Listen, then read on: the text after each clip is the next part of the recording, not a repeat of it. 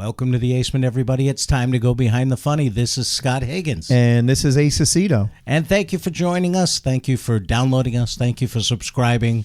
We appreciate it so very much. And if you have a moment, please give us that 5-star written review wherever you download your podcast. It's a great way to help the podcast. If you want to help us out another way, tell a friend.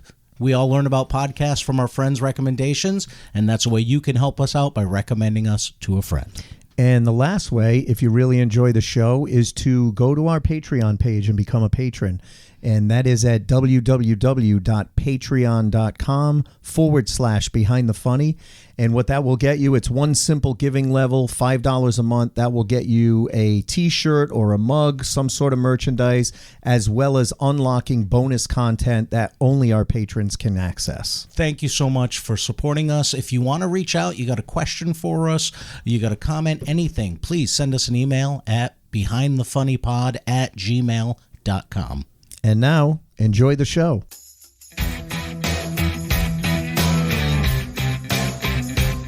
Be careful. He's and Scott Higgins, both of them coked up out of their minds.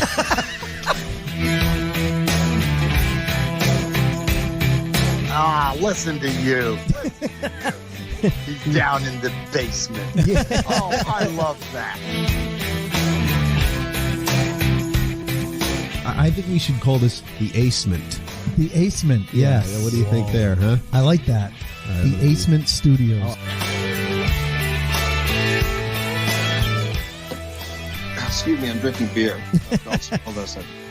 we usually drink bourbon on our end. Yeah, when we right. do the podcast, so That's all right. feel free to enjoy yourself. Yeah, exactly. You shoot an 8-ball if you want. We don't care. As long as it's good stories.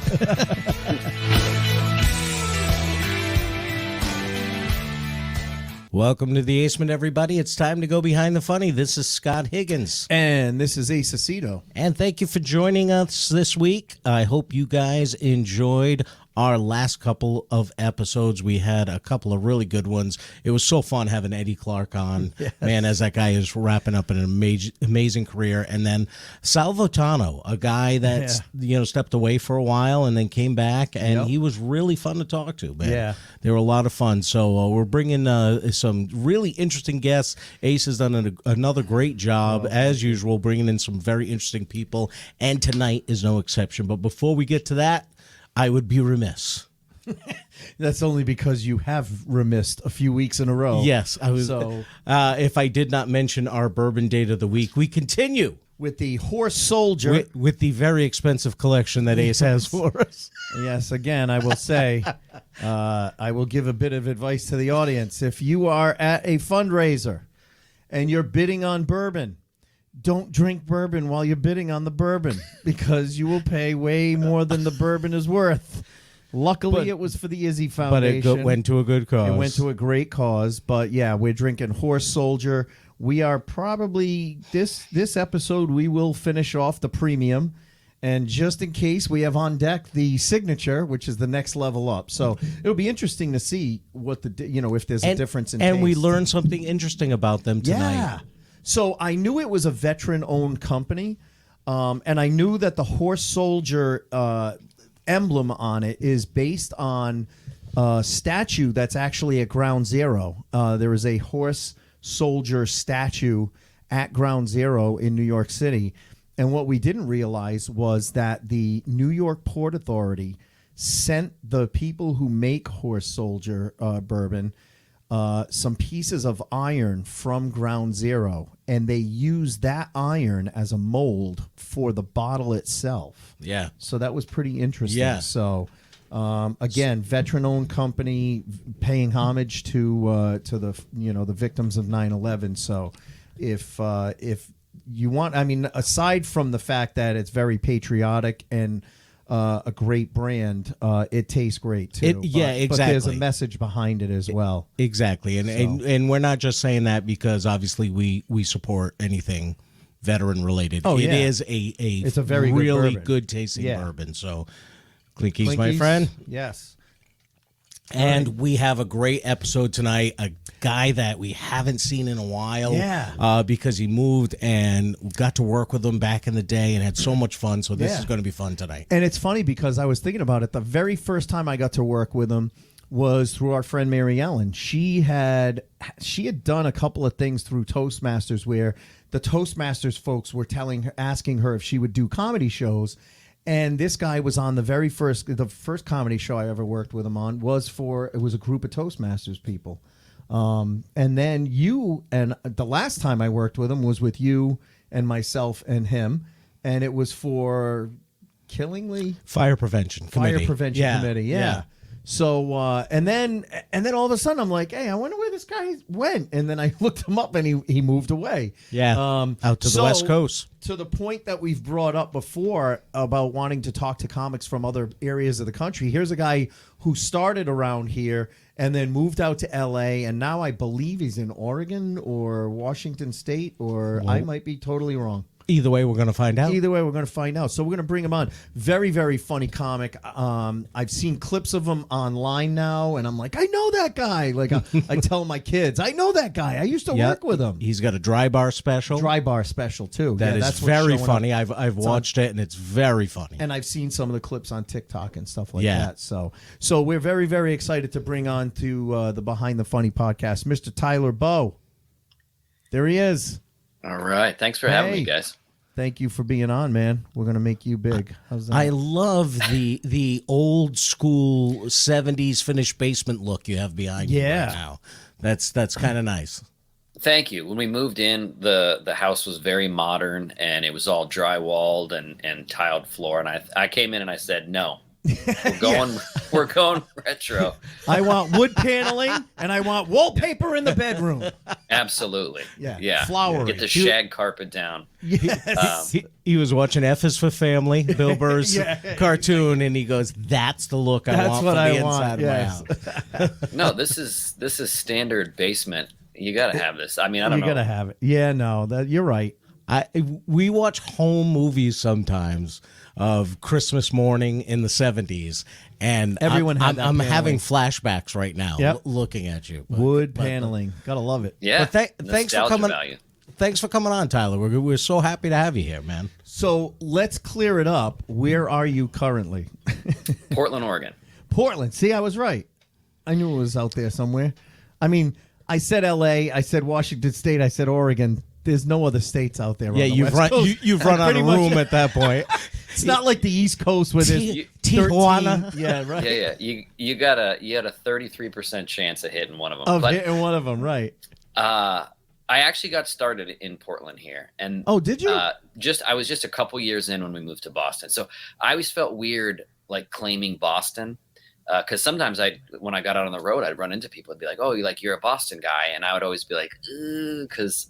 Boston you didn't want it to get back to guys like Don Gavin who would go, who the fuck is that? Exactly. And then, because Tyler who? What neighborhood? And then I'd go. Yeah, you know the one over there. Yeah. Now, how many years did you perform in Portland before you moved to Boston? Probably like 2, maybe 2.5 or 3. Okay. Just about probably 2.5.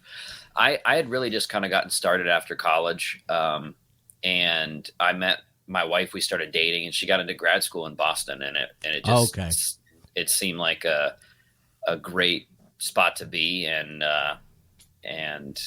I was ready to follow her. Yeah. So, did you grow up? Where did you grow up? Did you grow up in Oregon? I grew up here in Portland. Okay. Oh, okay. Okay. Now, so you go to college, so preparing for your future, and decide, let me throw that away, and go Try this stand-up and go thing. for something totally not secure, and try stand up. What was the thing that drew you to the stage that first time? What made you say, I want to try this? Well, I've always sort of been performing since I was young. Always kind of did the school play, and I started doing improv in high school and then in college. And I was studying history and math, thinking that I would be like a high school teacher. But I was performing in a performance improv group all through college, and I just kind of always thought that stand up was something that I might want to try. And then I went to my first open mic after I graduated college and moved back to Portland. And then I thought that improv and like sketch comedy, that was gonna be my route. Like the ultimate goal for me, SNL younger, was like SNL. Of Absolutely. course. Yeah. But you know how it is with stand up. Like as soon as I started, I was like, oh, yeah, this is the thing. Right. Yeah. Well, especially because with improv, you're so dependent on the other person in the scene. I mean, yes, I've taken enough classes. Yes, and you know, but you still are dependent on that other person to bounce things off of. Whereas stand up, if you're that independent type that doesn't want to depend on someone else, then stand up is easier, right? For some people, stand up, they're frightened. They're like, no, I need that other corral of people around me.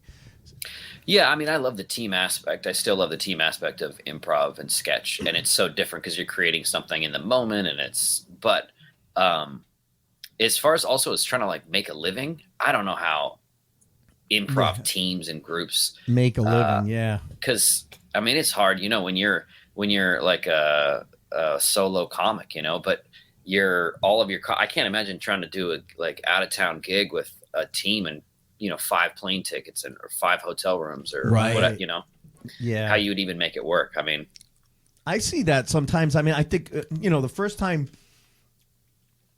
I went to book comedy at a place and they're like, well, here's my budget. And I'm like, well, that's nothing. And they're like, well, the bands do it for that. And they split it between 5 people. I'm like, well, I don't know how the fuck they're making money because I'm not going to do that. You know, when you look at what a band budget is versus a comedy budget, it's totally different. Now I understand why not a lot of places will do comedy. If it's a music venue and then you go in as a comedy, you know, as a comic, they're like, that's way more than what I pay the bands. Well, and vice versa. And the bands are, I mean, I hate to say this, the bands are more bang for their buck because the band is there playing for 4 hours. We're in and out in an hour and a half. We're like, hey, you don't do 4-hour shows, Ace? Yeah, no. You know, No, we're not John Parada. Come on. John Parada does 4-hour shows.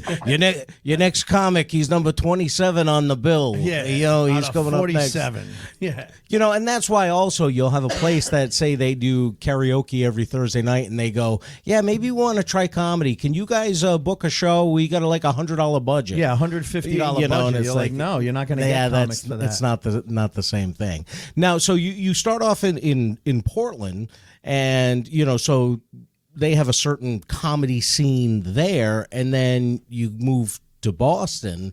Now you're coming into Boston. You're just a new guy trying to get space. Yeah, you have some stage time under your belt, but nobody knows who you are. So you're just getting in line with every other guy that's trying to get stage time in Boston. How was that transition when you got into Boston? Yeah, it was definitely a big transition in a lot of ways because I had basically grown up in Portland and I went to college in Eugene. So it was a big shift just like culturally to like go to the East Coast. Yeah. But on top of that, trying to break into a new comedy scene. And I was relatively green, but I had surprisingly done a fair amount of road gigs, feature work already when I moved out. I got working pretty quick. I was doing triple runs and those kinds of things. So I had some experience under my belt, but breaking into the Boston scene, I really only knew like Mike Kaplan was really the only comic that I had met from Boston when I moved out there. Cause we met during the Seattle International Comedy Competition. We were in the same heat. So I met him and you know how Mike is, he's very, great. Yeah. He's great. He's also very sort of pragmatic. When I moved out there, he was just like, well, this is here, and this is here, and that's there. And yeah, that's exactly how he would say, yes. And then you go 3 blocks down the street, and that is where Nick's is. Yeah, and it wasn't it wasn't like this, hey, you're coming with me, kid, I'll show you, I'll show you. Yeah. One thing that I always credit Mike for is I think I met him outside the Dick Doherty's Beantown Comedy Vault, and he gifted me. He said, when I come here, this is the spot that I park in. It's not really a parking spot, but you can fit your car here and you won't get a ticket. And that was his gift that was invaluable. I was just going to say in Boston. And you go to near the vault. Absolutely. Yeah. You go to Remington's up there by the. Oh, yeah. My God! You find a parking spot up there, greatest thing ever. Yeah. Now, so Mike Kaplan, if you're listening, that is the greatest comedy gift. Oh, Mike ever gave. Absolutely. We had Mike on 2 years ago? Yeah. He was so funny. He's so awesome. fun, so much fun. We just turned our mics off and let him go. Yeah. It was great. This was pre-growing his hair and eyebrows out. Yes. I don't know what the hell is going on when I see him online now. I don't. What is he I doing? don't know what's thicker, his beard or his eyebrows. I don't know if he's trying to look like Dr. Robotnik from Sonic, but he's almost nailing it because he's almost working there. it, yeah. Yeah, I love Mike. Though. Now, he's such an awesome guy. What year was it that you moved to Boston, Tyler? It was 06. Okay. Yeah, and we moved in the fall because we wanted to make sure we got as many winters in as possible. Good thinking. Yeah, Good thinking. that's good. Yeah. Yeah, we were there from 06 to 2011, so we got like Good 5 5 years. winters in it. Wow. Yeah, I don't want to miss any of those when you're in. And we lived in Charlestown basically the whole time that we were there. Wow. And my wife's folks lived in Sudbury. Oh, wow. So, So you were able to get out of the city and into the suburbs if you wanted to. Yeah, I spent a lot of time out there actually helping my father-in-law remodel their house and do Chop work wood. and chores and all that stuff. Exactly. Not And we'd because he go out wanted to. He just wanted to get out of the He city. just wanted to get out of the city. Yeah. Charlestown And we'd could go be a out little there for- depressing. Family dinners and stuff like that, but Yep. So now I said it. The first time I worked with you was through Mary Ellen DiPetrillo or Rinaldi at the time, and so that was through Toastmasters. Did you join Toastmasters? Like, how did you meet Mary Ellen? I don't even know. And you guys either did some research or you've got better memories than me because I got a good memory. I okay, definitely have a mine good is. I memory. feel like mine is so bad, and I have no excuse. I don't smoke pot. I've really done no hard drugs, so my memory should be crystal clear. But there's just so many. Like sometimes I'll have no recollection of something, and people will be like, "Oh, remember that show?" And it'll jog my memory, and I'll go, "Oh yeah." And then sometimes people go, "Yeah, we met doing this thing or that show," and I just go, "All right, if you say so." Yeah. Yeah, And no, you're younger than us. I know Tyler. that's the On sad top I know of that's it. what I. You're talking to And two you're younger than 55-year-old guys, and you forget. Yeah. But yeah, Mary Ellen had been involved in Toastmasters, which is public speaking group, and she asked me to do this show with her. And she goes, "Oh, I got this really funny kid, Tyler Boeh, is going to be on the show too." And that was the first time I worked with you and met you, and you had a great set. From what I remember, I don't remember it the whole night. Let's just say it was great. It was fantastic. I remember every word. I do. But that was the first time, and then I started seeing you around after that. So I just didn't know, if you remembered how you met Mary Ellen or how you got hooked up with her, or do you remember don't. Mary Ellen? I should ask.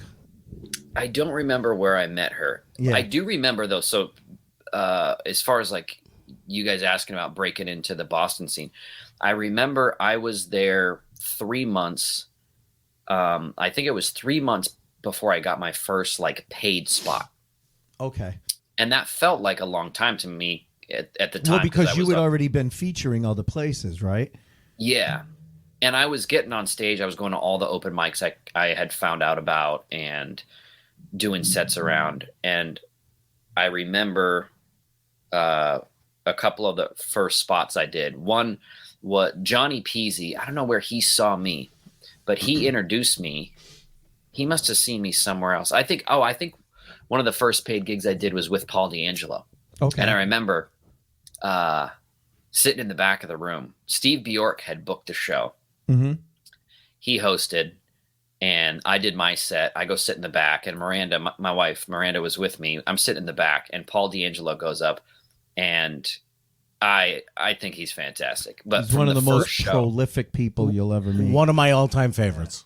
I'm in the back of the room. I'm watching like an audience member.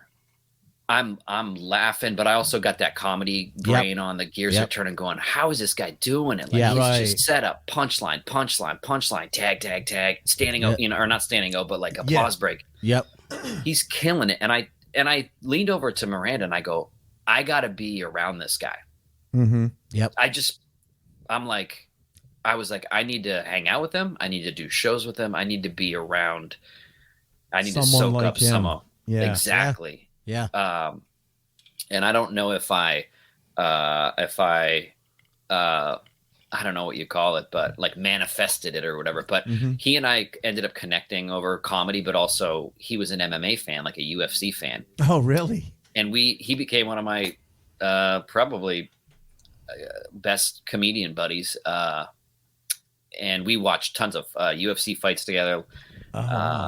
Yeah, he'd get the pay-per-views. I'd go over to his place, and I mean, I look at him like a mentor kind of. Oh, absolutely. Yeah. Okay. I've always looked at him the same way. He was the headliner on one of the first paid shows that I did, and instantly just took a liking to him.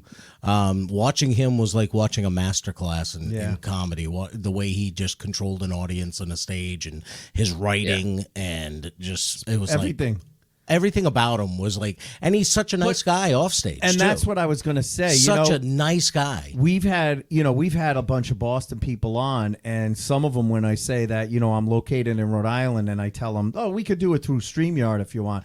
And they're like, yeah, let's do that. Paul was like, no, I want to fucking come out and hang with you guys. He came here and drove down here and hung out with us. Yeah, it was awesome. And it was a 2-hour conversation. It was that was a great episode because he's just a great storyteller on top of it. One of the funniest funny bad gig just stories ever. Absolutely brilliant. So let me Tarantino this a little bit, as I like to say. You go. Your very first time on stage ever. The first time you said, okay, I'm doing this, was in Portland. Was it at a club, or is it like an open mic night at a bar somewhere? It was an open mic at a coffee shop on Southeast, like 6th and Powell in Southeast Portland, which is not, it's not like a hot cultural area, shall we say. That's kind of a West Coast thing, the coffee shop comedy shows, because I know I've heard people do them like in San Francisco, up in Portland area and stuff like that. That seems to be a very popular performance place as coffee shops. I think that's definitely grown, because at the time it was not one of the better mics. Venues. There was plenty of bar gigs, but this mic, it was at a place called the Fireside Coffee Lodge, and it looked like a log cabin type place, and they had a fireplace with a burning fire and like this big stone hearth, and you would like stand up in front of the fire. Yeah. So if you bomb, they push you in. Yeah. Right. Yeah. Did it have wood? Did it have wood paneling on the walls? Not as nice as this. Okay. No. All right. Very few places do. Yeah. No, it was all like knotty pine, and the seats were literally like logs. stumps, like logs, cut logs. But I brought two of my best buddies with me, because I was like, hey, I want to try to do stand up. And if I'm garbage, I was like, I need you to tell me. And I knew that they were honest enough and good enough friends that they would have told you. And how'd it go? We're still doing it. They told me I was garbage. And did they really? No. It actually went really well. There's an incredible comic out here, Susan Rice, and she was like, a lot of the open mics they used to do, they would have like a headliner. Mm-hmm. They would have like a paid spot for one comic to close the show. Yeah, she was closing out the show as the like resident headliner, and I remember she stepped outside after the show to talk to me and was like, "Hey," she was like, "How long you been doing it?" And I was like, "That's literally my first time on like doing stand-up." And she was so kind, and she was like, "I think you got something. Like, keep at it." And that just like a little bit of encouragement from her was all it took. Yeah. And then. I mean, I'm sure it was the same, very similar for you guys. Then it was just like, how many mics can I hit in a week? Yeah. Yep. Yeah. And then just. Yeah. Well, we've talked about it before. The difference between a true comic and someone who just says they want to try comedy is a true comic from the very first time, whether they do great or whether they do horrible, they can't wait to get back up on stage. Because if you do great, it's like you just got to hit a crack or heroin, and you're like, I need to do that again. That felt so good. Yeah. And if you bombed, you're like, I know I can do better. I need to get back up on a stage. I know I can do better than that. Absolutely. It's the same thing too, if there's like a bunch of comics backstage and there's a crowd, right? And someone's someone's on stage and you're kind of standing in the back, maybe either listening to them or you're just listening to the reaction from the crowd. If it's not going well, all the other comics are like, well, I'll get him.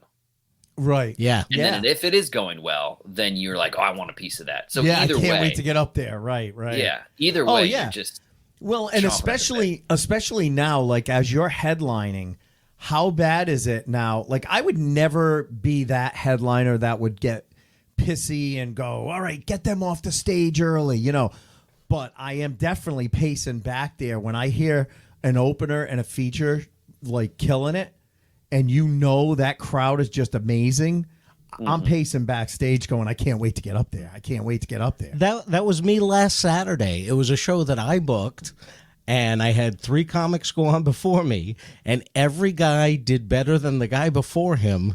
And when the third guy got up, he just blew the roof off the place, and I'm like, "Oh my God, they're peaking already! It's it's going to be downhill when I get up there to close this thing out. It's too late. It's over, and I'm just totally psyching myself out of this whole thing. Yeah, and it went fine. It went fine, but still, in my mind, I'm still like, after 21 years, I'm still like, I don't deserve this. I should have went first. Yeah, you know, you still kind of talking myself out of it, but yeah, no, I know exactly what you mean with that, but you know, it's that something keeps drawing us back every single week. And you know, even like Ace said, you know, when I have those nights that it's just not gone well, and it's everything's off and the timing just doesn't seem right, and I'm not getting the laughs I think I should be getting, it's like I almost want to get back on stage even quicker than the nights that I have the great sets, because I'm like, no, that's not me. I know what I can do, and that I got to go prove it to myself. I got to get that bad karma off. You know. Yeah. So let me ask you this: you're only as good as your last good show. Exactly. Yeah. So let me ask you this: so you know, from 06 to 11, you were out here. You moved back to Portland, and I went from we went from Boston to LA, and then we you went to LA. All right. So did you make the move to try and chase the dream, get famous, or did your wife get like a really good job out there? Both, actually. So the sort of the handshake deal that my wife and I had made when, like I said, we met and we were dating in Portland, and she was looking for grad schools, and she applied to a bunch of grad schools for her NP program. She's a nurse practitioner now. Yep. And now all of the programs that she was applying for were all in major cities like Los Angeles, you know, Boston, and I forget where all she applied to, but it wasn't like she was going to take us to. She wasn't taking you to Arkansas. No, but we had sort of agreed. I remember she told me, she said, if you come to Boston with me for this program when I graduate, then you can basically you can choose where we go, and we can go there. Right. And it was a tough decision because we really enjoyed Boston, and like I said, her folks were out there, and after she graduated, it was kind of like, all right, if we're going to stay East Coast, because I've had also always kind of thought about New York as an option. Of course, but once after getting established in Boston and really loving the scene there and seeing sort of the ability to, you know, stay in Boston and have a successful career, and then, you know, take trips to New York and all that, I thought if we stay East Coast, we're going to stay Boston. Yep. And then if we move, the other spot that made sense was LA, and then LA. Ultimately she found a job offer in LA, and so realistically we probably wouldn't have been moving anywhere where she couldn't have had a job. So you guys makes sense. I want to back up a little bit. Sorry, I'm going to double Tarantino. But Memento, that shit. Memento. So you met in Oregon in college? Both of you were in Oregon in college? She went to Willamette University in Salem. I went to University of Oregon in Eugene. We had both graduated. Go Ducks! So our respective colleges, and then moved back to Portland. We met in Portland. But she grew up in the Boston area. Oh, okay. Because I was going to say, like, wow, what made her go to Oregon for college when her parents lived in Sudbury, Mass? Or she was a Ducks fan. Yeah, they've moved all over. She actually went to grade school in like Lexington, Mass, and they lived there. Okay. And then she went to high school in Seattle, and then Oh wow! So that's was what her got her father at in the military, or just just medical tech. Okay. Yep. And her mom is she's like a hospital administrator, and Okay. they just So yeah, they always, could have moved anywhere. Yeah. Now you have kind of a unique perspective when it comes to comedy because you've been involved in 3 different comedy scenes between Portland, Boston, and L.A. So there's got to be some unique differences between the two. I mean, obviously the 3 of us know New England and Boston comedy scenes. Yeah. But what are some of the differences between the That's what I was going to ask before. When you went back in 2011, now obviously you've got some time under your belt. You left that area as essentially an open micer, maybe a feature. Now you go out to Boston, you work in Boston, you come back. Well, he went to Oregon. L.A. first. Oh, no, L.A. So you got to work your way into places there. Right. Yeah. So, like, what was it like at each one of those scenes as you grew? Because, like, we all, like, the 2 of us, we grew up in the same scene. So I don't know what it would be like to be a feature and then move to a different city. The only thing I would know is moving to another city as a headliner. What would that be like? Do they give a shit if I'm a headliner in New England? Florida, Yeah, I feel like unless you've done something really big, like right, TV shows, movies, right. something like that, you're really, really established. That I'd say the bigger scenes like Boston and LA don't really care. Right. And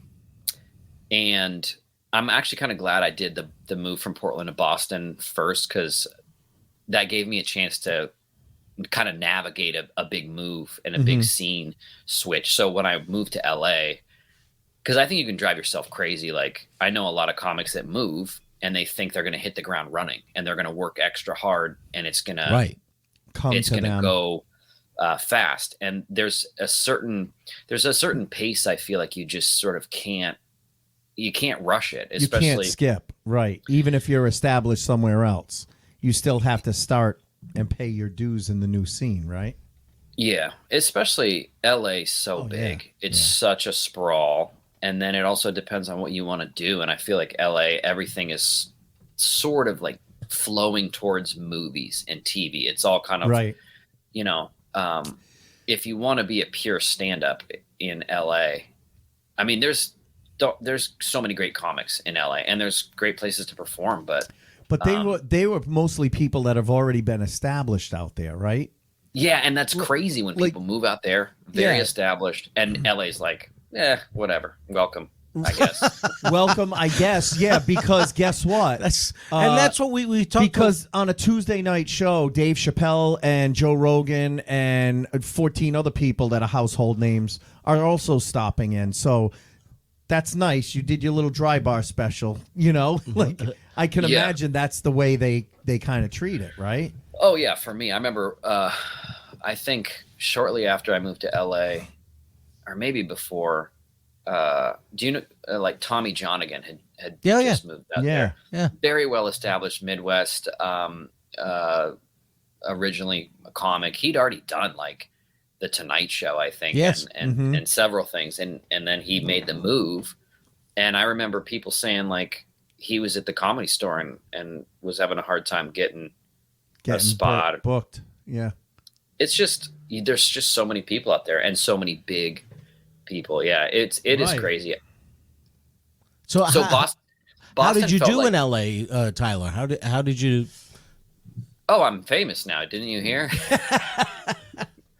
I took it by storm. I wanted you to say it. I didn't want to brag for you. That's what it was. But it's funny because the thing that you said about TV and movies was that was the big thing. You went to New York if you wanted to establish yourself as a great comic. You went to LA because some TV executive might be in the audience, right, and sees you do your 5 minutes about growing up in Oregon or growing up in Boston, and they were like, yeah, we can build a show around that. Let's get them a development deal.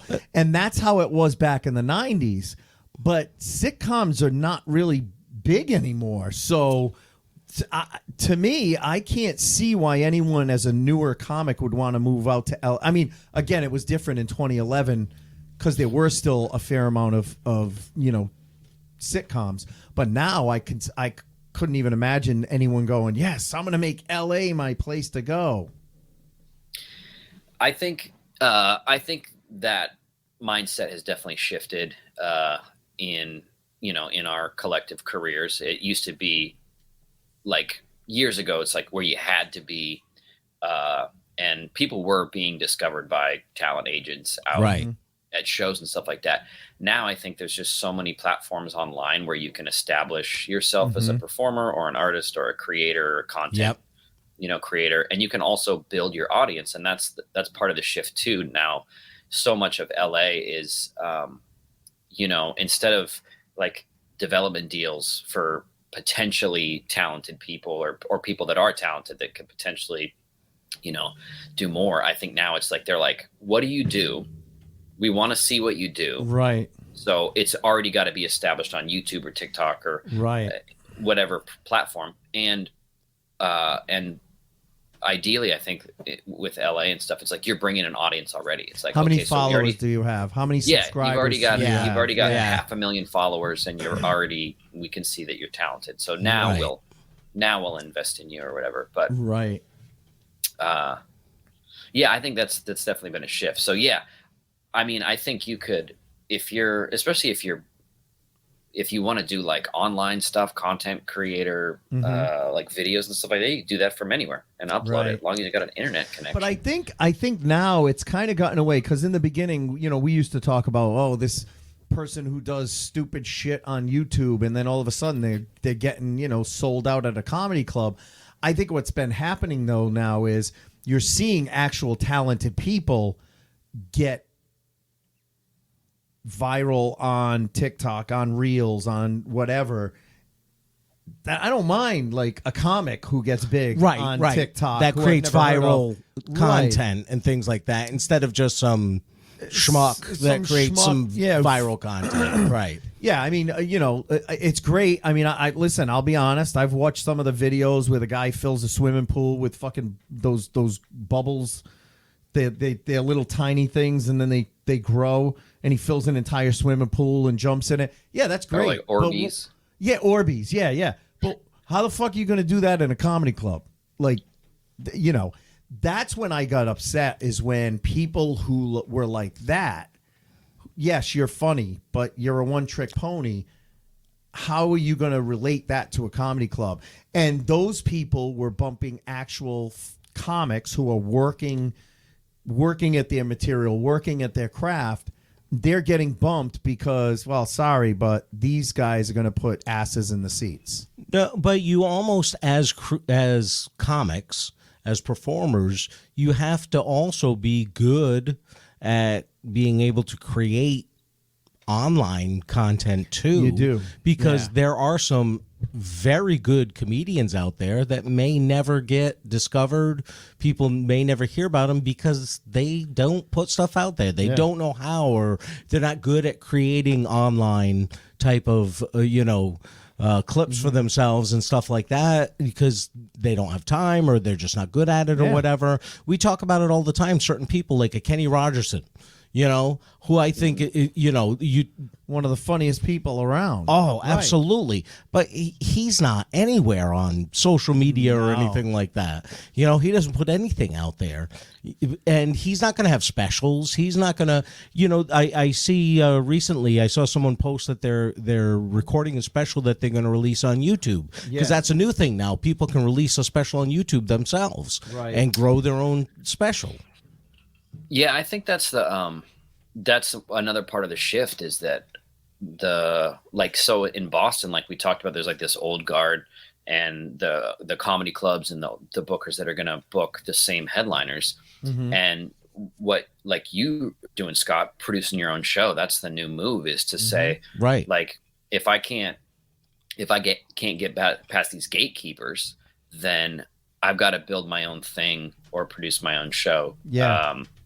So, I mean, there's a lot of comics, especially out here, West Coast. Things are so much more spread out, and it's like that was one of the things that I really loved about the Boston scene, or just like New England, is that New England, yeah, people stay there because you can work. I mean, within 100-mile radius or a 200-mile radius. Yeah. Well, you think of it, between just New England, you could do a couple of rooms in Connecticut. You got a couple of rooms in Rhode Island. You've got some in Eastern Mass, in the Boston area. There's a ton. Then you go up to Portland, Maine. There were rooms. New Hampshire. New Hampshire, same thing. You got Rob Steen in New Hampshire booking a ton of places. So, yeah, you can work in a concentrated area. Maybe that's why a lot of those old guard guys didn't really move, because they didn't need to. Yeah. You know, and they were the first of the comics, so they were still getting paid that good money. And, you know, we talked about it a couple episodes ago. You know, you had Dick Doherty, who probably had 15 or you know, in the heyday, 15 or 20 rooms. Mike Clark had 15 or 20 rooms. Mike Kent had rooms. Norm LaFoe out in Western Barry Mass. Katz had a bunch of rooms. Barry Katz had a bunch of rooms. So, yeah, if you got hooked in with 2 or 3, you know, bookers, you could get in 60 different rooms and play each room twice, and there's your year. Back in the day, if you watch the documentary, and we've referred to it many times on this show, when stand-up stood out, those guys would literally have paid work 6 or 7 nights a week, and several nights, 2 or more shows. Listen, when I first started, we were just looking right before we went live on the show. We were looking. I'm a pack rat, so I've literally got shit from. I've got an email that I got from the amazing Jonathan in like 1992. You know, he brought out his calendar book from '96, and we were calendar looking book at from dates that he had 96? in '96. But I had, now it was only, you know, because I was opening, so it was $25 to $50. But I was working every Wednesday, Thursday, Friday, Saturday, Sunday, and a lot of those days it was doubled up. It was like, oh, going to Windsor's on this, you know, Windsor's on Sunday for the early show, and then late show was over at the Great Imposta in Warwick. Like, there was a shit ton of rooms back then. You know, every restaurant that had a function room was doing comedy at that time. It's, you know, it's crazy. So I guess, to your point before, people didn't need to work. Sorry. I say to your point a lot, so that's our drinking game. 100%. Yeah. I think, there's a reference in the that movie, The Comedian, with Jerry Seinfeld, where I think he was talking with Ray Romano about being in New York City and making like, and this is in the 80s or whatever, they're talking about making like, you know, 50, 60 grand a year, $25 at a time. Yes, absolutely. But they were doing 4-5 sets in a night. Yeah. Every night. Well, Lenny, every night of the week. Yeah. Lenny talked about it, how he would like open one place, run down the street, feature at another place, headline at another place. When he gave that description, not to interrupt you, I'm sorry.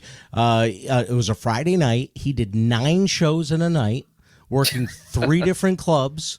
He opened one, featured, closed, stayed at that one, opened, then went over, middled, closed, stayed, opened, middle, because they were doing closed, 3 shows a night, and did 9 shows and made $3 grand. Crazy. And this was in the 80s, right? Mid 80s. I love and hate these stories. I know, yeah, right. I know. Well, but they also said, didn't Stephen Wright did like a couple of shows at Nick's, the upstairs room and the downstairs room, and he did a joke and it didn't fall, like it fell flat, and he goes, "Wait a minute. Did I already tell you people?" Yes. That one? Yeah. He do the same material so much, in one night. You don't remember what you did for what crowd. Well, also it was the 80s, and Kenny Rogerson, when we had him on, he said he started calculating how much coke he did, and when he was on his 4th house, he said, "I stopped counting." He goes, "They used to pay you in white and green, and they'd ask you at the end of the show, how do you want to get paid? White, green, or both?" Yeah, it was a different time. So let me ask you, Tyler, obviously you worked, 3 different big scenes. There had to be some moments in there that you were like, holy shit, I can't believe I'm working with this person, or I'm working at this place, or just some moments that really stood out. And I mean, other than the times you worked with us, obviously. Yes, obviously. Other than the Killingly fire prevention shows. Because obviously we know that's on your wish We list. remember those fondly, Yes. but other than those. He's already forgotten them. There had to be some pretty cool moments that you've had up till now in your career? Oh, I mean, there's so many shows, and a lot of times it's not even the biggest, craziest shows that stand out. It's just We've had other people say stuff like that too. Sometimes there's certain venues that are just, I mean, you guys know the Tupelo Music Hall. Yes. Awesome place. The sound in that space, and they drop the lights, and it's just like all you got is that spotlight in your face, and it's probably one of the best acoustic. Yeah, and it's not even like the biggest place. It's not like you're in front of 1,000 people. It's just the way the room is set up with the stadium style like levels of seats. Yeah. You're right. Yeah, the acoustics in there are amazing. That venue was incredible. I did a couple shows at a theater up in, I think it was New Hampshire. The Paramount, is that? I think there's a Paramount, but are you talking about the Palace Theater? Oh, maybe. No, Palace Theater's a big one. I think he's right with the Paramount. It's either New Hampshire or maybe Vermont or. Because there is a Palace Theater in New Hampshire. Yeah, maybe I might come back to that. But I did a show one time, and I remember when I first moved to LA. This was shocking to me. Is that one of the first nights I was out, I was at this Monday night show that was Jay Davis, who's used to run, and I pop in, and Bill Burr's on stage, and I remember thinking, oh wow, that's Bill Burr. Like I was excited because it seemed like he wasn't necessarily like famous, but if you're a comic, like you know him for sure, especially in Boston. Especially in Boston, right? But I'm like, oh, that's Bill Burr, and I remember he's on stage, and there's a group of women in the front row that are like, I don't know, talking about their mozzarella sticks, and they're not paying attention, and Bill starts kind of rips into them. Yeah, and I remember thinking, oh my God, if Bill Burr doesn't have their attention, like how are we gonna do it? Right. Yeah. And it was that moment that I realized, oh, in Los Angeles, nobody cares. Like they're like, who's this? Should we know who this is? Right, exactly. Yeah. Because you get so many tourists, and you get so many LA people that are used to seeing famous people all over the place. Yeah. And they just couldn't be bothered. And so he went about doing his set. But that same room I did years later, Chris Rock dropped in. He was getting ready. He was preparing material, I think, to host the Emmys, I think. And he dropped in one night and went up like 2 comics before. Like I had to go 2 comics after him. And that was just cool for me. Chris Rock's always been one of my like absolute favorite comics. Yeah. And he just popped in. He was like, I'm working on material. Of course he crushed. Of course. Yeah. Right. And then, I don't think he took off because he was going to go get another set in, I think at like the Comedy Store or the Improv or somewhere else. Cause he was just, working on making the rounds and working that out. I didn't even talk to him, but there's a point where you're like, what would I even say? Where you feel like, I'm a comedian too. I'm going up next. Yeah. Remember that time you were on Saturday Night Live? Yeah. That was cool. You turned into Chris Farley. Yeah, you turned into Chris Farley on the absolutely. Chris Farley show. Did you ever see Die Hard? Yeah, that was cool. That was cool. And yeah, I've never met him. He seems like a really cool, decent guy. Like he'd be, cordial and all that. But I mean, it's like what in your head, you're like, what am I even going to say? But also after he got off stage, this comic Eric Schwartz was next. And then I was actually closing the show, which there's some shows where you're like, this is not like, usually if you close the show, you're like, oh, that's like, I'm flattered that you want me to close the show. Sometimes there's shows where you're like, are you just putting me last? Out there, it's because you happen to be the guy that doesn't have anywhere else to go. So you can hang around for the show and be on the last, be the last person, right? So Chris Rock gets off stage, and the crowd just they've gone crazy. And I'm in the back looking at Eric like they could burn this building to the ground. Like, this is the greatest night that's ever happened. Like, why are we still? The show's over. No one at the end of the night is gonna go, Chris Rock was pretty good, but man, that white guy at the Those end, last two yeah, guys. it's fucking great. Yeah, we didn't get our money's worth with all that. We're hoping that you had a few more comics in the back. Yeah, right. Thank God And- those last two guys went up. Yeah, They throw up that saved guy the from show. could throw up that guy from Portland, Oregon again. Yeah. Now that's the type of thing too, where comics, like, I've heard comics go like, "Oh, Chris Rock opened for me," and you're like, sure, yeah, right. sure he did. You were on a show and he was on the show, Yeah, exactly. That's intimidating. but and Eric and I actually both did really well. I was like, this is either going to go one of two ways. Either the audience is like, "Oh my God, we just saw Chris Rock," everyone's paling in comparison, and they're just over it, or they're so excited that this they got to see that- Chris Rock. They're in a great mood now. Absolutely, They we love just rolled whoever off that comes up. energy. Right. So That's awesome. that was a cool moment. And I mean, I've done. You were talking about, like, just cool gigs that you remember. I mentioned earlier I'm a fight fan. I like UFC, but I also really enjoy boxing, and I follow that loosely, not as much as MMA. But I did this gig a few years back up in Seattle at the Seattle Athletic Club. They do an annual. It's like a once a year event. It's a collegiate boxing like fight night, and it's like a black tie event. I brought my family up, Miranda and the kids, and they put you up in the athletic club has a hotel like above it that they own as part of it. So I brought the family. We like swam in the pool. We played in the got to use the facilities and all that. We stayed in the hotel, and then the gig, like I said, was like black tie, like cocktail hour. And then I performed during dinner.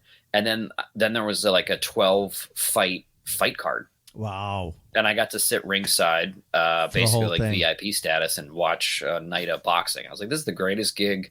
That is cool. Yeah. I'm like, I got to hang out with my family Yeah. and stay in a cool spot. I got to perform at a killer show. And then I got to watch, boxing a night of all fights. night. That's awesome. That is really cool. That's so Now, I looked it up a minute ago. There is a Paramount Theater in Rutland, Vermont. That's it. Rutland, Vermont. I thought it sounded familiar. I did that a couple of times, and and it was just such a cool venue. I'm trying to think of who I opened for, and I can't believe. Oh my gosh, I can't believe I'm blanking on his name. The comic did like Goat Boy and Jim Brewer. Jim Brewer. Yeah, absolutely. Yeah, I worked- man, that's awesome. Yeah. I worked with him up there, and he was so funny. He's such a great performer and the nicest guy. And like I said, when I got started, when I was younger, SNL was like Huge. Yeah. that was probably my biggest comedy influence. So I just geeked out, like, and he was so open and willing to talk. He's such a down to earth, nice guy. Yeah. Yeah. Yeah. We had got dinner to together before the show, and I was just like, tell me about Kevin Nealon and what was like working with Sandler and Chris Farley and like. And you. Yeah. Tell me what it's like being you. I got to open up for him before he was even on Saturday Night Live. He was a feature at the Comedy Connection in East Providence. And then all of a sudden, like 3 years later, I'm like, I fucking worked with that guy. Go boy. Oh my God. But so let me ask you this, because, I'm surprised you didn't say that this was a wow moment, but for some of us guys who've worked clean, most of my act is clean. Yeah, I wouldn't know what that's like. What was it like doing the Dry Bar special? Absolutely. It's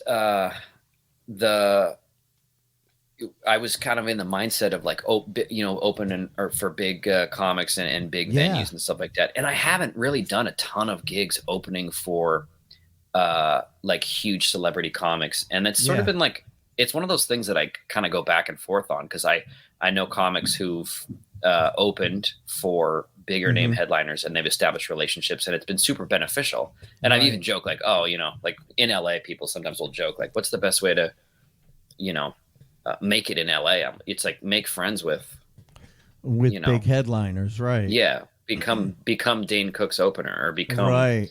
And that seems to be something that has come along more recently, because when I opened for all these famous people, they didn't have no one thought to go, hey, I really like that guy that opened for me in Boston the past 14 times I was there. He does a really good job. Let me bring him on the road. Like, I opened for Dave Coulier probably 5 times. Never got asked to be, a regular opener. It seems like cut it out. Great reference. Nice. but it's not something that used to happen back in the 90s. Now it seems like during the 2000s, probably starting in 2010, people, I'm trying to think of who we're friends with that. Was it? I know Derek Furtado got to open up for Ralphie May a bunch of times, but someone else we know got to open up for Joe Coy a lot. And I don't know if Orlando Baxter. It was Orlando. Orlando Baxter did a lot. Yeah. So, but that seems to be a newer thing than it was back then. Because, like I said, I would just always get to open for people. Amazing Jonathan, at least 5 times between the 2 clubs, but never got. And like I said, I got an email from him saying, if you're ever in LA, and want to crash on our couch, come out. But never got asked to open up, because that was a dream to be able to say, to have someone say, hey, you want to open up for me around the country? Yeah. Like, I would have quit my fucking job at that point. Yeah, exactly. Yeah. I think it's a combination maybe of a lot of talent agencies will pair up a comic now with the opener, and with the opener, and they'll send them out on the road, so it's like a package deal. But also, people, if they're going to go out on a tour and they want to, they know they're going to be spending a lot of time on the road with somebody, they want to have it be someone that they like, that they can get along with, right? Yeah. Oh, I just remembered I did open. This was recently up in Portland here. Justin Willman, I don't know if you know him. He does Magic for Humans. Super nice guy. He's a magician, and he's hosted some shows and stuff on like Netflix. He's fantastic. But he came through Portland and was looking for like a good, clean opener, and he sold out the Revolution Hall, which is like a theater venue here in Portland, and I got to open for him, and he was so nice. He was just about I think just about to have his first kid. Wow. This was a couple years ago, but the dry bar thing. Yeah. Awesome that you brought that up. It's been an incredible experience doing that. And I just literally sent the contract back today to shoot my second special. Oh, that's awesome. Congratulations. Congrats. Thank you. So yeah, May 6th, I'm going down to, it's in Provo, Utah, which is outside of Salt Lake, but I'm going down there May 6th to shoot my second special. So. And now they're doing it different, aren't they? Aren't they doing like shorter versions? I heard they were like cutting to like 20 minutes or something like that. The first one I did was like 40, 45. I think. The second one, they've got me, it's contracted for like 2025. So they're definitely doing shorter now. But which for someone like me, like, not that I have a shot, but because no one knows who the fuck I am out in Utah, but for me, like, I always worried, because I have a fair amount of clean stuff, but as the years have gone on, I've also written some more edgy stuff. So if someone said, are you a clean comic? Yeah, I'm a clean comic, but squeaky clean, I've got about 25 minutes, That's what's interesting, is that there are a lot of clean comics that have shot dry bar specials, and there's also a lot of comics that are work the club scene or wherever that just had the ability to work clean, right? And so they shot a special, and then what happens though sometimes is you go and you might be working at a club for a weekend, and people go, oh, we came out because we saw your dry bar special, and then you're doing like a club set, right? Right. And I'm not even shocking for some of the people, or you get hired for like a church convention because they saw your dry bar special. Yeah, I've 25 done minutes. some church gigs recently, and I probably work cleaner than most comics, and I Yeah. do a lot of like clean shows, even like Yeah. family friendly, and I can do that. But I also, I've been doing comedy for quite a long time, and I have plenty of Other adult stuff, right? subject matter material. So, yeah, I mean, I just kind of look at the show, the venue that I'm at. If I'm in a club, I'm going to do a club, basically club anything set. goes, whatever I want. Yeah. But still, the stuff that I tend to talk about, I still keep it probably cleaner than a lot most of club comics. sets. Right. Yeah. Yeah. Yeah, my thing is, it's not that I'm dirty. It's some of it because I grew up Catholic and I make fun of being Catholic and growing up in the Catholic religion. I don't know if I would do church shows because I mean, I've got, it's funny. I got hired to do a fundraiser for a local church, and the priest was like, "But I want you on the show. I heard you're really funny." And I go, "No, I'll be on the show. I'll host it and I'll do a couple of minutes, but you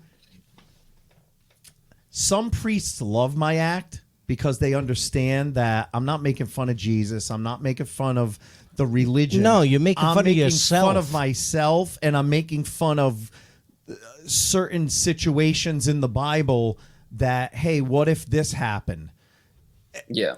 But there are definitely some priests, like the one that hired me for this fundraiser, who don't have a sense of humor about that. You don't make fun of anything in the Bible, and they wouldn't appreciate it. And so I just said to him, I said, "Look, I'm going to book you a great show. I'm going to host, and I'll definitely be up there and tell some of my stuff.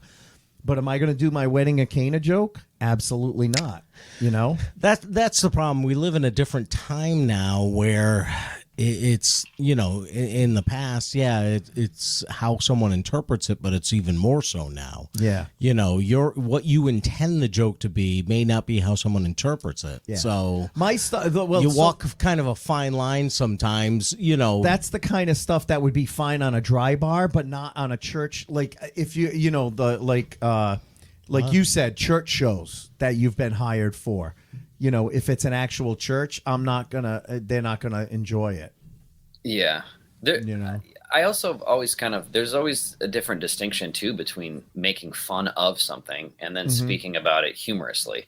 Right. And sometimes people are so protective of certain subjects, even if you speak about it humorously, exactly, they are like, well, you're mocking it or you're making fun of. And that's not what I'm doing. Yeah, exactly. So I don't know if you remember, because it was the last time we worked together was a long time ago, but the joke that gets me in the most trouble with church shows is I do this joke about the wedding at Cana, and I'm like, imagine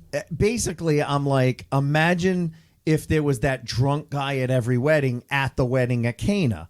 And so I'm basically asking Jesus, I'm pulling one of my friends aside and I'm like, "Shut up. I heard he does this stuff all the time." And then I'm basically, by the end of the joke, I'm asking Jesus, "I got a Tic Tac and a bottle of water. Can you help me out? We ran out of peppermint schnapps in the back." It's not making fun of Jesus at all. It's making fun of the situation and that typical drunk guy at every wedding who is capitalizing on Jesus's talent. Yeah. At a church, not going to go good. Dry bar, they might laugh. It's not dirty. It's just irreverent, I guess, is the way to say it. Yeah. So you never know. But I've been doing it long enough now, after almost 34 years, that I know enough to tell that priest when he says, "I want you on the show," I know enough to not piss him off and say, "Yes, I'll be on your show, but I'm not headlining it. I'm going to host the show." Yeah. So I can get away with doing a couple of goofy jokes, and then I'm going to let the clean. Yeah. See, I guess I got to do it 30 years before I learn to say no to certain shows. Yeah.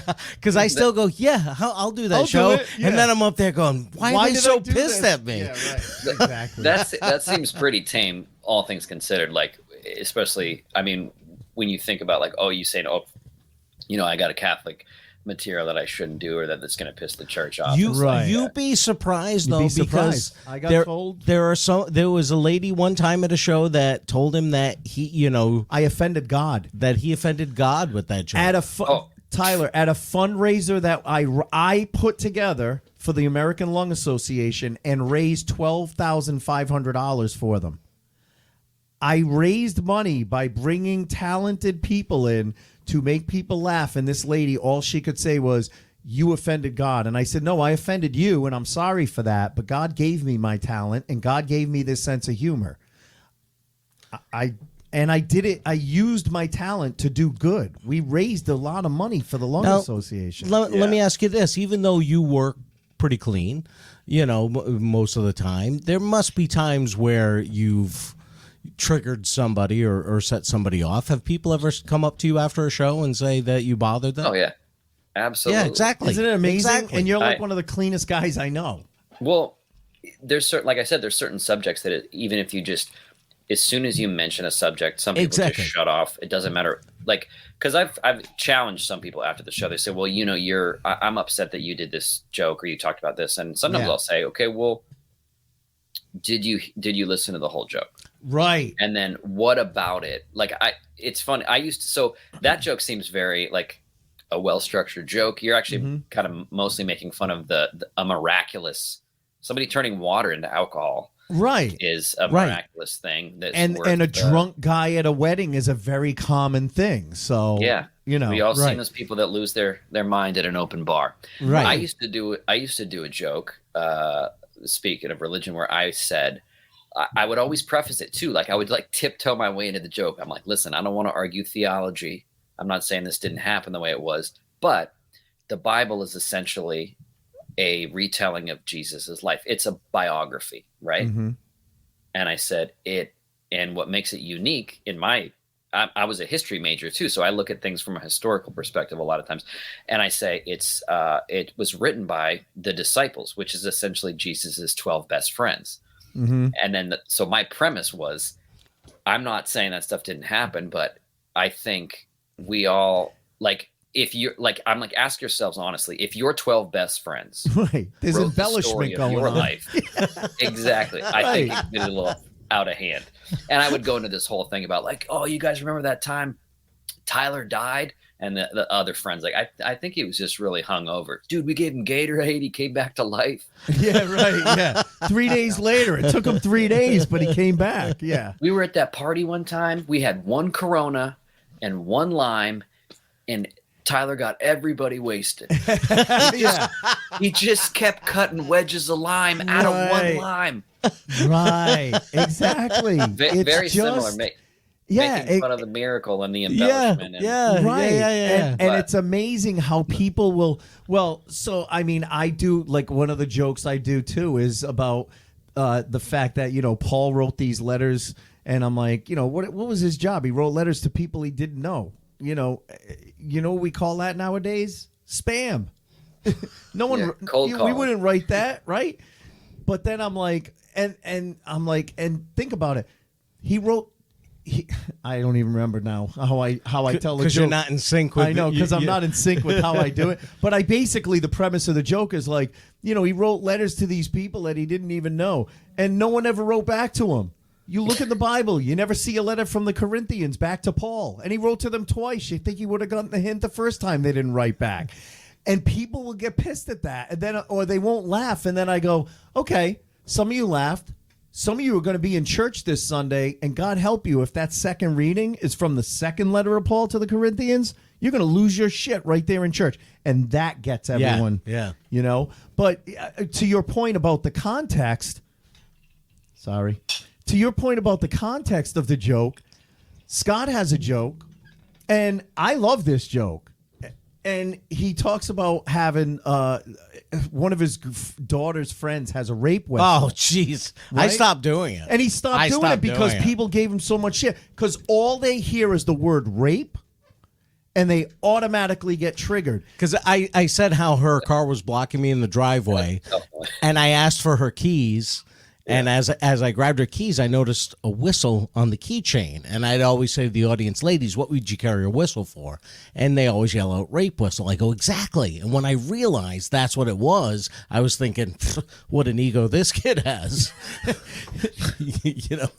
But there's nothing wrong with that joke. But people will get so triggered by the word rape whistle that they're not even hearing what he's saying. He's making fun of himself. Well, because right after that, I said, I go, no. I blew the thing 4 times. I get it. She's just trying to keep herself safe. That's the important thing. Because I blew it twice. No one touched me. I don't even think it works. Right. You know, and it was when I first started doing it, I'd get laughs, and then slowly laughs turned to half laughs, half groans, and then it became all groans. And then one day, a lady came up to me after a show, and she goes, "I can't believe you want your daughter's friend to get raped."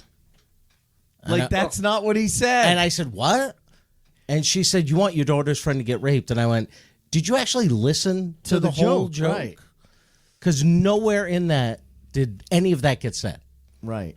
People just get too and uptight. after a while, it just becomes, okay, this is not worth the hassle? This is not a battle worth fighting. Right. If I have to explain this and defend this every time for this one joke, it's just not worth it. So I'm just not going to do it anymore. Right. Yeah, I've had a few jokes like that weren't in my. I mean, I wrote them because I thought they were funny or they were interesting, and they became like more trouble than they were worth. Where for me, if something's, even if it's doing really well, say 70% of the time, but if 30% of the time you got people coming up getting pissed off at you, it's not. And I know there's a lot of comics that would just say, like, fuck that. Yeah, I'm screw doing it anyway. This is my art. Yeah, exactly. But I'm of that mindset. Like, I want everyone to have a good time. I want everyone to have fun. Exactly. I want people to leave the show having a good time. And so sometimes if something's hit or miss, you just go, this is not worth it. Even if you like the joke and it's even like a well-written, structured. Well, right. When we had Bobby Collins on, he resonated a lot with me because he kept saying over and over again, we are in show business. Our job is to entertain people. We can sit there and say we want to make a statement, we want to, show our art, and all this stuff. But at the end of the day, we're paid to entertain people. And if you're not entertaining, it's show business. On a consistent that's basis. what we're supposed to be doing. So you make your point all you want, but if you're not entertaining people at the end of the day, you're not doing the job you're being paid to do. Right. End of story. And that kind of, I get it. And that's kind of how I feel too. Is I'm like you. I want them to have fun. I want them at the end of the show to come up to me and say that was a blast. I had so much fun. And I don't want to lose that over one joke. It's not I worth don't want to it. have to constantly be explaining over one joke. Now, luckily, it's only happened to me like twice in my life that I had to explain away the wedding at Cana joke. But for the most part, I don't have too many problems. Yeah, exactly.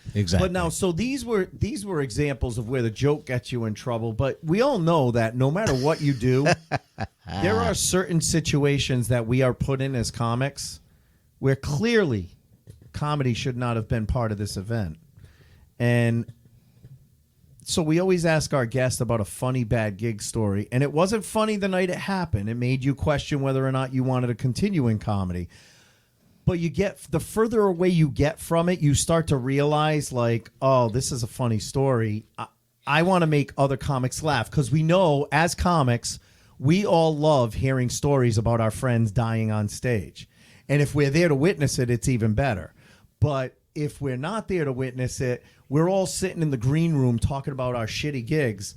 And then all of a sudden someone's like, oh, you think that's bad? Oh, I got one for you. This is your one-up story, Tyler.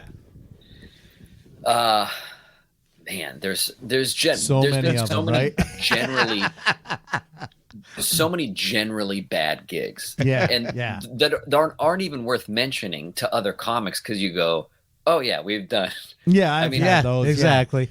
Yeah. I drove, 4 hours, and who books that? Gig and there was nobody there, and and then other comics just are like, yeah, and. Yeah, right. Yeah. Who books that? So the story that I tell usually when people ask about like the worst gig, I was working with my buddy Keith Nelson. I've probably done more shows with him than any other comic. We're in Dickinson, North Dakota. I don't know how long we'd driven to get there, probably hours and hours. And there was a bar attached to this hotel where we were staying, and they did comedy there fairly regularly. But what happened, it was like all of the oil riggers that worked out in the oil fields, they would come into the bar at like 5 when they got off work, and the show didn't start till like, I want to say like 9. So they've been drinking since 5. It should have been like a 7 o'clock show or an 8 o'clock show. It might have even been 10. I don't know. At any rate, from the start of the show, these guys, and the bar's like 90% guys, dudes, and they're all they're still in like boots and Carhartts and. These are hard-working guys. They've been power drinking for hours. Yeah, there's no reason we should be doing this show. Their livers were heckling you. Yeah. I'm relatively green at this point. I'm a few years in, and it was just a 2-person show, these road gigs. It was a triple gig, I'm pretty sure. And it was, so the opener would do 35, and the closer would do, I think, 55. Keith's an older guy. Again, he's like a kind of mentor type buddy of mine. And we're still super close, but he's also real lean. He's like a basketball player, long jumper. Yeah. He's like 6'5" and probably maybe 185 or 190. Real lean, but cute, tall, very tall. Yep. We go in the bar, and I remember I go up to do my set. I'm on stage like 2 minutes, and they send 3 shots up. Right? The 3 wise men, Jim, Jack, Jose. And they're like, do the shots. And I'm like, they're peer pressuring me. And I'm like, what is this, middle school? And I was like, I'll do 1. But I was like, I still have like 33 minutes to go. So I'm like, so I do the first one, and they go nuts. And then I'm going into my stuff, and they just immediately start heckling me. And I was expecting it because I knew it was going to be rowdy. So I'm firing back at them, and I'm trying to get back to my material. And I just like work my way through my whole set. I finally do my closer. I finish up. I bring Keith up, and it's just a dogfight. And he's working his way through his set. He's probably 15 minutes out. And this guy, his date won't stop talking and interrupting. So Keith's like, "Hey, can you shut up?" And then the guy's like, "Why don't you shut up?" And then Keith's like, "Well, I'm actually getting paid to talk, so I got to finish." And then the guy stands up, and he had like a plastic cocktail cup, like a low ball plastic with ice in it and whatever he was drinking, and he throws it at Keith, but there's like no weight to it, so it just kind of like flips up, flies around. and Keith's like, "What the hell?" Then the guy grabs a glass Bud Light bottle and chucks it, and Keith's up on stage. He's got the lights in his eyes, so he doesn't see it till like the last second. He turns his head, the bottle hits him like in the side of the head. Luckily, it didn't break, but it pinged off the side of his head. Yeah. And then Keith's like, he drops the mic and he comes down off the stage, and I'm over at the bar. I come running over, and I'm not a big dude, but I'm like, Keith's one of my best buddies. It's one of those moments where you're like, if he's fighting, I guess I'm fighting, and it felt like we were gonna have to fight every guy in there, So I come running over. Luckily, they had security, because I'm sure there's fights in there all the time. Of course. So security came over. The fact that they have security at the bar attached to the hotel tells you that it's a common occurrence. So security intercepts, grabs the guy before it turns into like a melee. And they drag this guy outside. His date goes out with him. And Keith comes back on stage, and he's like, "Sorry about that. I still got like 10 minutes to go. I'm going to finish up." He goes up, finishes his set like a pro, and the audience goes nuts, right? Just like pandemonium. And then he comes over to the bar afterwards, and we're standing there, and the whole bar comes up to us, and they're like, "That dude is the biggest asshole. He's the foreman, and he's only the foreman because his dad owns the oil. The rig. Yeah. Oh They're my like, God. We all hate him. We've been waiting for a comic to put him in his place for years, right? Yeah. They're like, he's never worked on the rigs. Oh He's my just, God. You know, had this handed to him. And they're buying us drinks. I mean, we were the oh my God. He's like the hero of the night. So it was, and he's bleeding, out of the side of his head. And that's one of the worst best gigs, because it was like, well, just because of that. But it started off It's like, as a worst talk about gig. going from zero to hero. Yeah, right? No shit. Oh my God. I've seen one time where someone in the audience threw a drink at a comic. It was a Matt Jednick gig, Funny Money Comedy in Connecticut. I don't know if you ever worked for him, Tyler, when you were down here. Matt passed away, unfortunately, but he used to book a bunch of fundraisers in Connecticut, and he started booking a regular comedy night at this Marlboro Tavern in Connecticut. Yep. And I went there one night, and they introduced the host, and the host goes up and goes, "How's everybody doing tonight?" And the woman sitting at the table in front of the stage in front of him goes, "Fuck you," and throws her wine glass at him. Oh my God. Literally. The show. He didn't say a joke. We didn't start the show. Oh my God. The host gets introduced and says, "How's everyone doing tonight?" And she just throws a full glass of wine at him. He has to duck. It smashes on the wall behind him. And he goes, "Do we want to ask her to leave?" And everything stops as they take her out of the club, and then we have to restart the show. Oh my God. It was weirdest energy in the room after that, just the rest of the night. But I had never seen anybody actually get a drink thrown at him like that until recently. That video of that female comedian that the guy threw the beer bottle at her, that went viral, and she ended up on Jimmy Fallon. Oh, really? Because of it. So, yeah, people are getting brave again, throwing drinks at people. So hopefully this doesn't become a trend.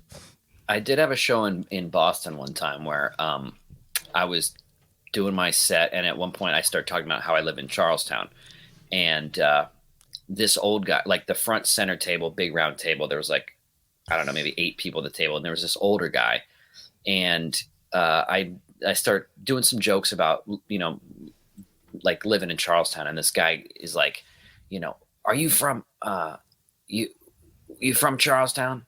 And I was like, "No." And I had already said that in the joke, and he's like, "Then you shouldn't talk about places you're not from." And I was like, I was like, "I'm not from there, but I live there." I live there, yeah. And I was like, "Yeah, I'm not from there." And he just was so angry. And the only way I could describe this, he was an older guy, and in my head I was like, he's old, but is he old enough? Is he not? Is he? He old may enough be old, but he could probably still beat the shit out of me, is what you're thinking. Yeah. Also, I'm like, is he too old for me to fight back if he does? Yeah, right. Yeah. Yeah, he's right on that line of should I or should not. If it comes to fisticuffs, am I the asshole for knocking this prick out? He's like, basically, "Kid, don't talk about fucking Charlestown." Yeah. So I was born and raised. I remember he goes, he's like, "Yeah, you're not from there. You shouldn't talk about it." And I said, "Are you from Charlestown?" And he says, "Yeah." And I go, "So you're familiar with the Charlestown Code of Silence?" And he says, "You bet I am." And I go, "Well, why don't you exercise and shut the hell up?" What did he do? He stood up. And and then his table, they're like the people he was with are like grabbing at him to pull. They're like, sit down, sit down. And then from the back of the room, I hear this voice, and this is just like one of the most Boston things. Like this guy was coming. He was coming up like to get up. He was going to come after you, yeah. And from the back of the room, this voice goes, "Shut the fuck up and sit down, old man, or I'll take you outside and beat the shit out of you myself." Oh my God. And I was like, I couldn't even see the guy because it was in the back of the room, but I was like, "Thanks, buddy." And everybody pulled the guy down. He sat down, and that was that. And I was like, I don't know who that guy was in the back, but he just, I mean, He was the mayor of Charlestown. His name was Sully. And that's all you needed to know. You beat me to it. I was going to say, what was his name? Fitzy or Sully? Yeah. Oh, my God. That's awesome. Yeah, and that shut things down. I finished my set and went great, and I was just like, that was that was awesome. And the old guy's name was Whitey Bulger. No, he was never seen again. Yeah, exactly. I was going to say, if it was, you would never be seen again. Exactly. Unfortunately. Yeah, exactly. That's so funny. Well, Tyler, I got to say, it was awesome catching up with you tonight, man. Miss having you around here. It was always fun working with you. I know. If you are ever out in this area, please let us know. I even if just to come and watch your set and hang, it would be so much fun. Yeah. To see you again. What can we plug for you? Absolutely. I got to get back. I got to get back east sooner than later. I got friends and stuff to catch up with, and so much I love about the Boston comedy scene. So, really to plug right now. Just people can find me online, Facebook, Instagram. It's just at Tyler Boeh. And then this dry bar special coming up. It's going to shoot in May. I don't know what the turnover time is on editing and release, but we know there have been a couple of people. Unfortunately, the pandemic kind of log jammed a lot of that stuff, because like Bill Campbell did one like 2019, and it just came out a couple of months ago. So will you be putting information for that out, like on your Facebook page and stuff? Yeah, absolutely. Whenever that happens. So I'll put a link to your Facebook page in the show notes. So anybody listening, just go to the show notes and you can follow Tyler right on Facebook and see when that comes out. Yep. He already has one out now, so you can check that out. Yeah. And preview his stuff there. If you're on the West Coast, I know we have a lot of subscribers out in California and in that area. If you check him out. If you see Tyler in your area, I mean, he was funny years ago, so I know he's gotten even better. Now. I mean, absolutely a great comic. And listen, unlike most other comics who we don't know, who if they said, "Hey, I'm coming to Boston, anyone got any gigs?" where we go, "Fuck you." You let us know if you are coming out, because we'll get you some work. We'll get you some work. Definitely. We both work with a company called Funny for Funds that does a lot of fundraising stuff. And we're always looking for obviously clean comics. So we could, if you wanted to mix work and pleasure, we could get you booked out here. Yeah, between the people we know and the shows we book, if you're going to be in the area, we'll get you some work, man. You definitely, we know that you can deliver, so that's not a problem. Absolutely. I'd appreciate that. And it's honestly, as long as I get down to that basement and have a bourbon with you guys. Oh, yeah. Especially, you come back here. What we'll do is we'll do a Wednesday night in the basement or the basement, and then we'll book you Thursday, Friday, Saturday, Sunday. That to me is a win-win-win. That's a win-win-win for everyone. Yeah, absolutely. No, listen, man, we know you got to go. Thank you so much for being on. We really appreciate it, and we'll be in touch. My pleasure. Thanks, guys. All right, man. Thanks, Tyler. And that was Tyler Boeh. I'm so glad we got to get him on. I had reached out to him a while ago, and he was like, "Yeah, I can come on." And then I forgot to get back to him. And then I looked at old messages. I'm like, oh shit, I never got back to Tyler with some dates. He is a hard working comic. He's constantly going out, working on his craft. You see his schedule. He works all over the place. I mean, he was always one of my favorite people to work with. Very funny comic. Made me laugh every time he was on stage. Yeah. I'm glad you finally got him lined up too. That Absolutely. was and you didn't even really tell me till this past week. No, well, because it's been in line with what we said. We want to get comics from all around the country, and this just so happens to be someone up in the Oregon, Portland, Oregon area that we knew. We knew already. Which is awesome. And I didn't know. I knew he had his initial dry bar special, but I didn't know about the upcoming one. So that's awesome. So he's going to be filming on May 6th. So if you are in the Provo, Utah area, definitely check him out. His dry bar special that'll be filmed on May 6th, and then we'll let you know when it comes out, because Tyler's a good friend who has been just a good friend of ours and now a good friend of the show. So Yeah. hey, folks, just to switch gears, I know we talked about it last week. Are you going to tease it again? Yeah, because Scottober is right around the corner Jeez. in a mere 8 months.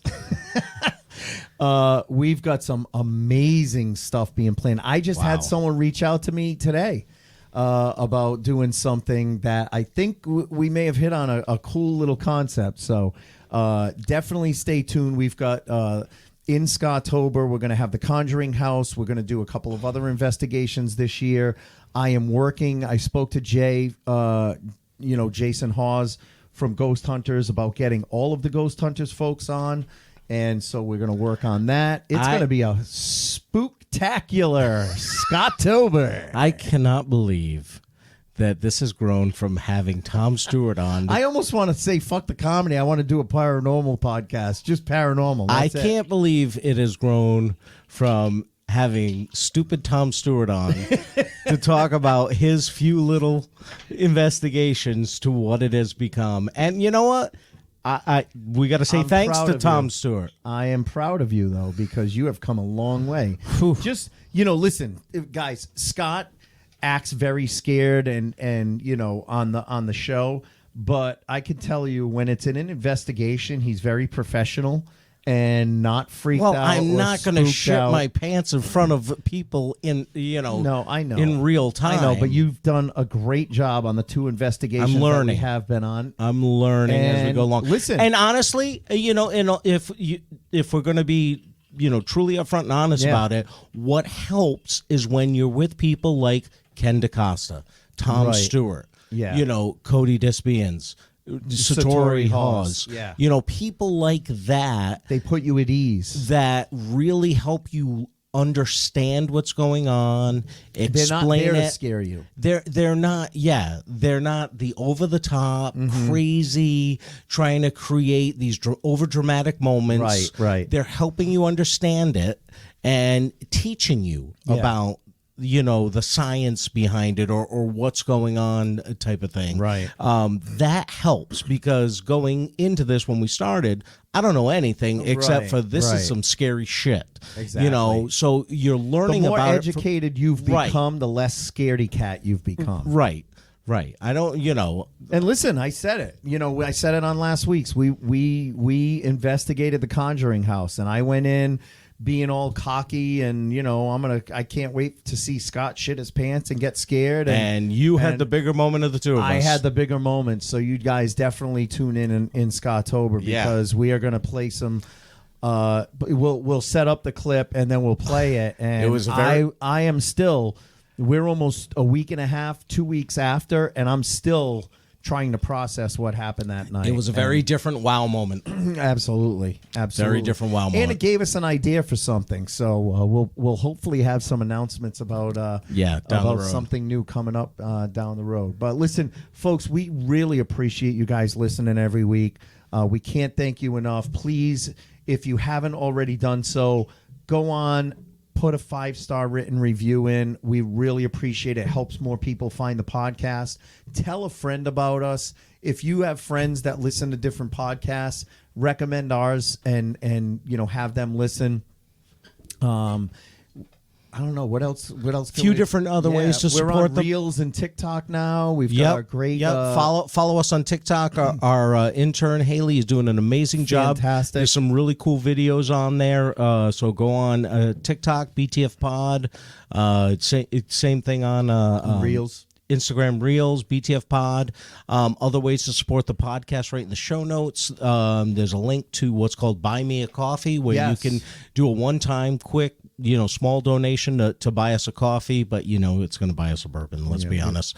We're transparent. There's a link to all the BTF Pod gear, T-shirts, mugs, stickers, all kinds of stuff. You can get your own live from the Acement merch. Yeah, You know? there's the 100% T-shirts. There is the To Your Point T-shirts, and there is just the Live from the Acement T-shirt. So there's all kinds of stuff. You could probably find tumblers on there. There's tumblers. That's right. They're sublimated. They're sublimated. That shit don't crack and peel in the dishwasher.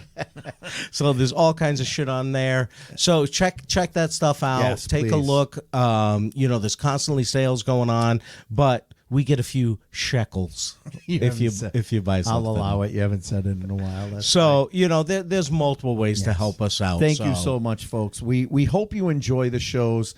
That's the reason why we do it. Again, we don't make any money on this podcast. We're really, really just here for the great conversations with great and talented people, as well as hanging out and being able to hopefully entertain you for an hour to an hour and a half each week.